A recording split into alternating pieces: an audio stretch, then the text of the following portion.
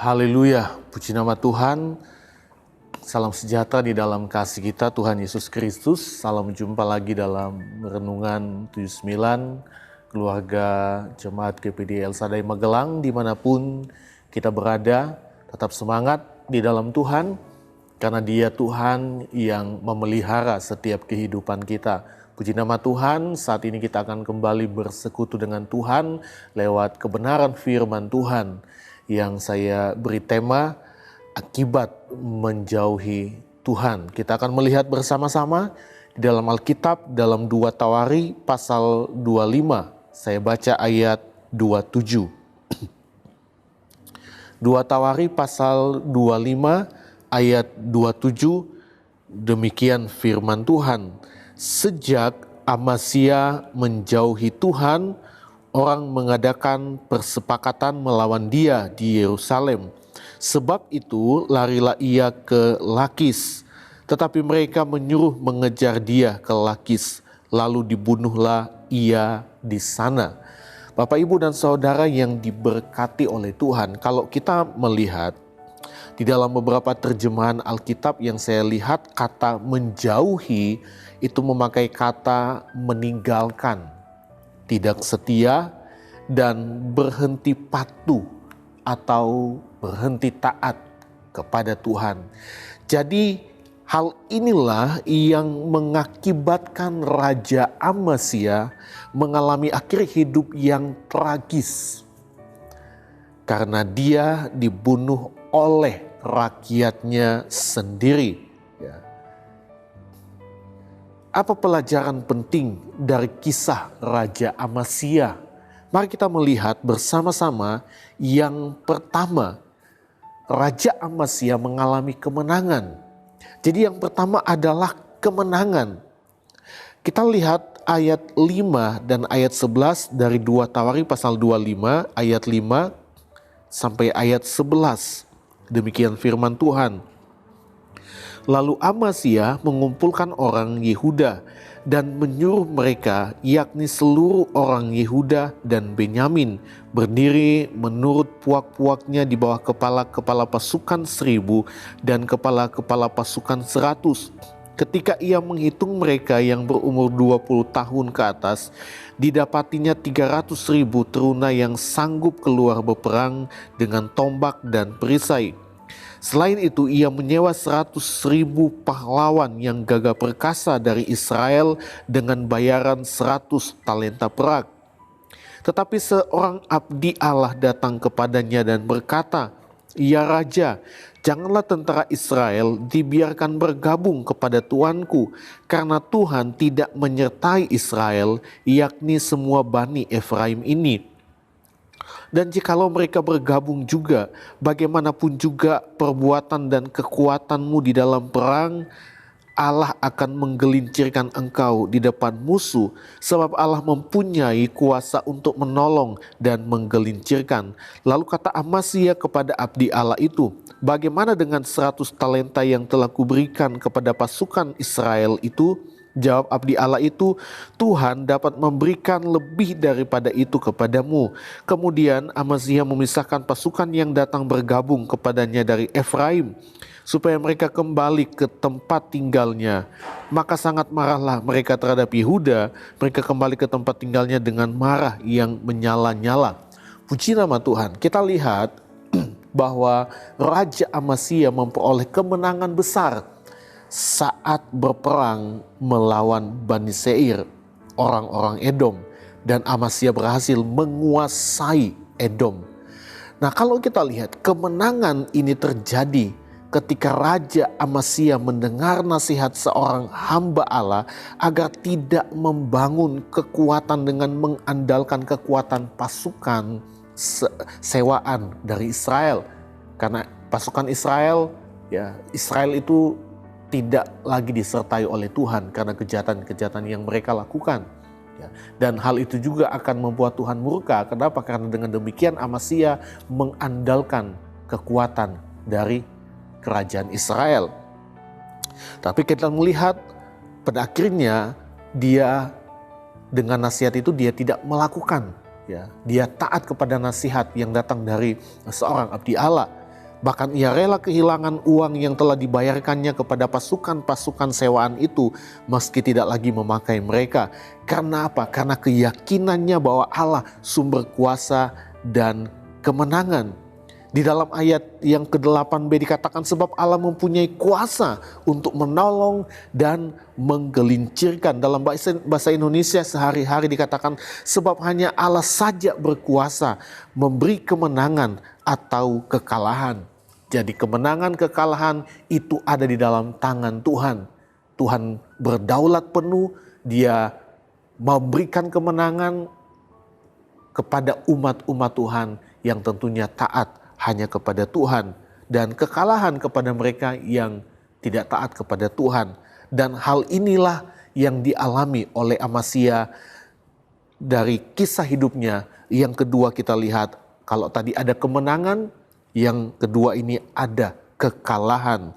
Kekalahan di dalam 21 ayat 21 sampai 24 dari 2 Tawarik 25 ayat 21, saya baca sampai ayat 24. Sebab itu majulah Yoas raja Israel lalu mengadu tenagalah mereka, ia dan Amasya raja Yehuda di Bet-Semes yang termasuk wilayah Yehuda. Yehuda terpukul kalah oleh Israel sehingga masing-masing lari ke kemahnya. Yoas raja Israel menangkap Amasya raja Yehuda anak Yoas bin Yoahas di Bet-Semes. Lalu Yoas membawa dia ke Yerusalem. Ia membongkar tembok Yerusalem dari pintu gerbang Efraim sampai ke pintu gerbang sudut 400 hasta panjangnya.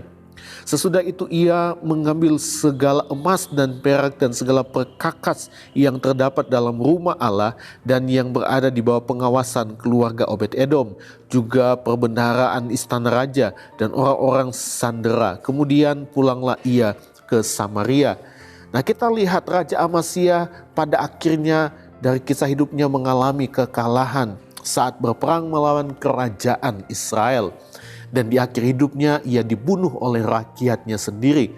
Itu ditulis dalam ayat 27, karena kalau kita melihat dalam terjemahan firman Allah yang hidup, dikatakan juga ada catatan mengenai Raja Amasya tidak setia kepada Tuhan dan rakyatnya mengadakan pemberontakan terhadap dia di Yerusalem sehingga ia terpaksa melarikan diri ke Lakis.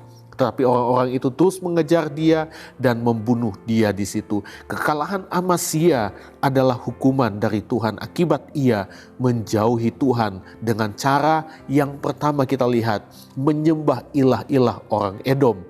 Di dalam ayat yang ke-14 ayat 15. Ayat 14 dan ayat 15. Ketika Amasya kembali setelah mengalahkan orang-orang Edom itu, ia mendirikan para allah Bani Seir yang dibawanya pulang sebagai allahnya. Ia sujud menyembah kepada allah-allah itu dan membakar korban untuk mereka. Maka bangkitlah murka Tuhan terhadap Amasya. Ia menyuruh seorang nabi kepadanya yang berkata, "Mengapa engkau mencari Allah sesuatu bangsa yang tidak dapat melepaskan bangsanya sendiri dari tanganmu?" Kita lihat ya, dia menyembah ilah-ilah lain, orang ilah-ilah dari orang Edom yang dimana pada waktu dia mengalami kemenangan, dia menjara, dia bawa ya ilah-ilah itu, patung-patung itu dan disembah, dijadikannya sebagai Allah. Padahal kalau kita melihat penyembahan berhala itu dilarang dan dibenci oleh Tuhan. Dan ada akibat bagi orang-orang yang melanggar firman Tuhan. Keluaran 20 ayat 3 sampai ayat yang ke-5. Jangan ada padamu Allah lain di hadapanku. Ya. Jangan membuat bagimu patung yang menyerupai apapun yang ada di langit di atas atau yang ada di bumi di bawah atau yang ada di dalam air di bawah bumi. Jangan sujud menyembah kepadanya atau beribadah kepadanya. Sebab aku Tuhan Allahmu adalah Allah yang cemburu, yang membalaskan kesalahan bapa kepada anak-anaknya, kepada keturunan yang ketiga dan keempat dari orang-orang yang membenci aku. Jadi kita lihat ya, ada akibat bagi orang-orang yang melanggar firman Tuhan. Dan itu yang dialami oleh Amasya ketika dia menyembah kepada ilah-ilah lain. Nah, yang kedua kita lihat dari akibat ia menjauhi Tuhan dengan cara, kalau tadi menyembah ilah-ilah orang Edom, yang kedua kita lihat dia hidup dalam kekerasan atau hidup dengan kejam. Di ayat yang ke-16a kita lihat, Ayat 16a dikatakan seperti ini, waktu Nabi sedang berbicara, berkatalah Amasya kepadanya, apakah kami telah mengangkat engkau menjadi penasihat raja? Diamlah, apakah engkau mau dibunuh? Lalu diamlah Nabi itu serta berkata, sekarang aku tahu bahwa Allah telah menentukan akan membinasakan engkau karena engkau telah berbuat hal ini dan tidak mendengarkan nasihatku. Jadi kita lihat seorang nabi Tuhan menegur Amasya atas setiap dosanya, yaitu ketika ia hidup dalam penyembahan berhala. Tetapi Amasya tidak mau bertobat, malah mengancam akan membunuh nabi Tuhan. Amasya lupa bahwa Tuhan punya kuasa untuk menolong dan menggelincirkan, karena hanya dialah yang menentukan kemenangan atau kekalahan. Mengapa Amasya dengan mudah menjauhi Tuhan dan menyembah ilah-ilah lain? Kita lihat, karena ada hati yang tidak sepenuhnya buat Tuhan. Di dalam ayat yang kedua dikatakan seperti ini, ia melakukan apa yang benar di mata Tuhan, hanya tidak dengan segenap hati. Hal ini menunjukkan kerohanian yang hangat atau suam-suam kuku. Sama seperti jemaat Tuhan di Laodikia, kalau kita lihat di dalam Wahyu 3 ayat yang ke-16. Firman Tuhan katakan, jadi karena engkau suam-suam kuku dan tidak dingin atau panas, aku akan memuntahkan engkau dari mulutku. Tuhan tidak senang kepada orang-orang yang kerohaniannya suam-suam kuku, karena itu akan menjauhkan kita dari Tuhan. Dan akibatnya bukan kemenangan dan keselamatan yang kita alami, melainkan kekalahan dan kebinasaan. Bapak, Ibu, dan Saudara yang diberkati oleh Tuhan, jadilah umat Tuhan yang tetap taat dan setia sampai akhir, dan jangan pernah menjauhi Tuhan. Amin. Tuhan Yesus memberkati kita semua. Mari sama-sama kita akan berdoa buat firman Tuhan. Segala pujian, syukur, hormat, kemuliaan hanya bagi Engkau, Bapa yang baik. Terima kasih buat saat ini kami boleh bersekutu lagi dengan firman-Mu. Firman menjadi kekuatan dalam setiap kehidupan kami. Karena kami percaya setiap jemaat Tuhan yang mendengar firman-Mu diberkati oleh-Mu Tuhan. Terima kasih Tuhan, Taurat Tuhan itu sempurna, menyegarkan jiwa keluarga Jemaat GPD El Shaddai Magelang.